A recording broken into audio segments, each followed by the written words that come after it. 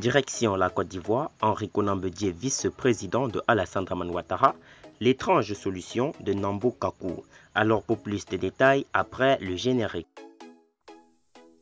Avant de commencer, n'oubliez pas de vous abonner et d'activer la cloche de notification, car cela va vous permettre de ne plus manquer les prochaines vidéos.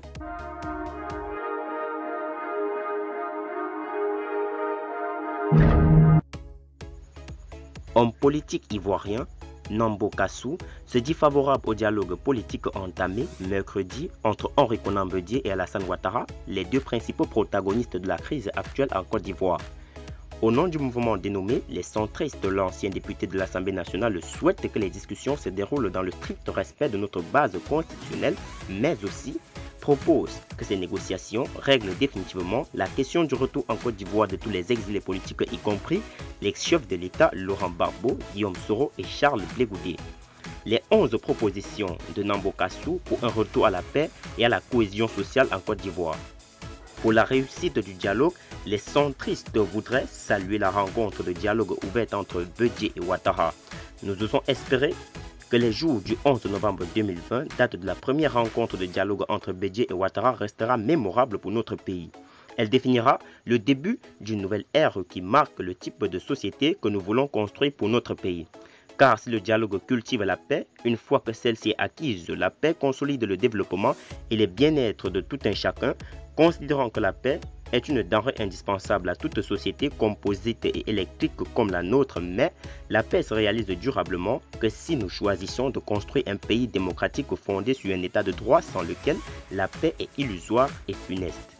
Dans une telle contrainte, tout arrangement ou aménagement de quelque nature que ce soit doit se faire que dans le respect de nos règles, nos conventions et nos lois que nous nous sommes donnés pour notre pays. De surcroît, nous savons déjà de notre sexagénaire expérience de 60 ans d'indépendance que sans la liberté, la démocratie reste encore sans vie. C'est-à-dire que la liberté est pour la démocratie ce que le cœur est pour l'organisme humain.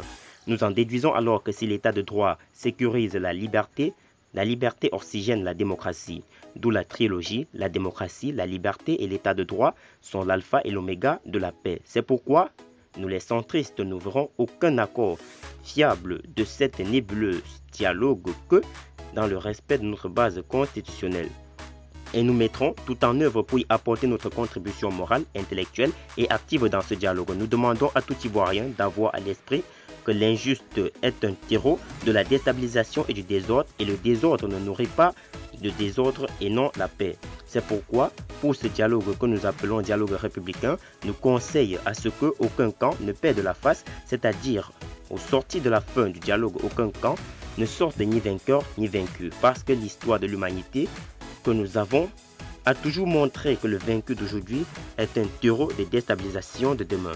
Ce qui suppose la mise en place des résolutions ou exigences ci-dessous, conditions pour une paix durable. La liberté de tous les prisonniers politiques et militaires, l'entrée de tous les exilés politiques dont Laurent Gbagbo, Blé Goudé, Soro Guillaume avec une loi d'amnistie totale.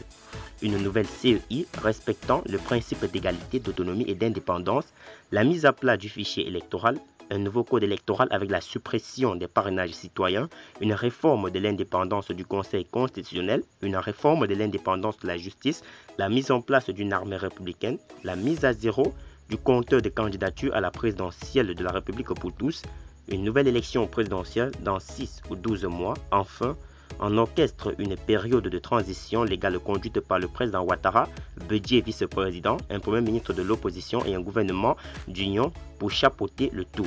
Chers compatriotes, le monde entier regarde notre capacité d'innover pour la paix. Nambo Kakou, je vous remercie. Que Dieu bénisse la Côte d'Ivoire. Vive la Côte d'Ivoire.